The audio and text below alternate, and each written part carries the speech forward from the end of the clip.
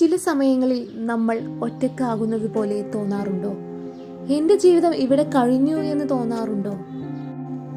നമ്മളിലെ നന്മ തിരിച്ചറിയാൻ ആരുമില്ല, നമ്മളെ മനസ്സിലാക്കാൻ ആരുമില്ല. ജീവിക്കണോ മരിക്കണോ എന്ന് തിരിച്ചറിയാൻ പറ്റാത്ത അവസ്ഥ.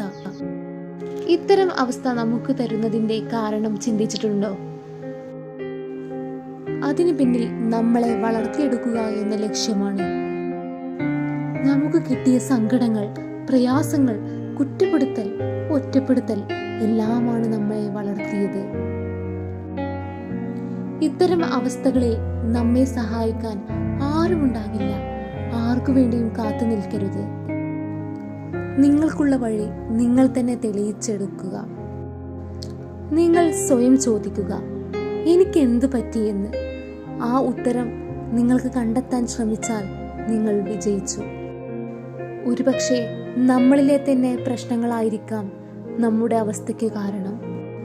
നമ്മുടെ അഹങ്കാരം, മടി, വിദ്വേഷം ആയിരിക്കും പ്രശ്നങ്ങൾക്ക് കാരണം. പലപ്പോഴും തൻ്റെ കുറവുകൾ കണ്ടെത്തിയാലും അത് തുറന്നു പറയാനും മാറ്റം വരുത്താനും കഴിയില്ല.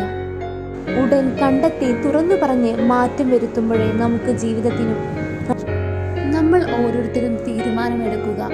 ഈ നിമിഷമാണ് മാറ്റം. മറ്റുള്ളവരെ തോൽപ്പിക്കാനോ മറ്റുള്ളവരെ പരാജയപ്പെടുത്താനോ അല്ല എൻ്റെ വിജയം. എനിക്ക് വേണ്ടിയാണ് മാറേണ്ടത് എന്ന് ചിന്തിക്കുക. നമ്മളിൽ ഓരോരുത്തർക്കും ഒരു വാശി വേണം. ഇന്നലെ കഴിഞ്ഞു, ഇന്ന് പുതിയ ഒരാളായി മാറണം, പഠിക്കണം, അച്ചടക്കം ഉണ്ടാക്കണം, നല്ലൊരു വ്യക്തിയാകണം. ആഗ്രഹത്തിനനുസൃതമായി കാര്യങ്ങൾ ചെയ്യുക. ഇന്നാണ് നമ്മുടെ ദിവസം, നാളെയല്ല. അതുകൊണ്ട് നാളേക്ക് വേണ്ടി ഒന്നും കാത്തിരിക്കരുത്. ആരെങ്കിലും എന്തെങ്കിലും ചെയ്തു തരും എന്ന് ഒരിക്കലും കരുതരുത്. നമ്മൾ തന്നെ മുൻകൈയെടുത്ത് ചെയ്യുക.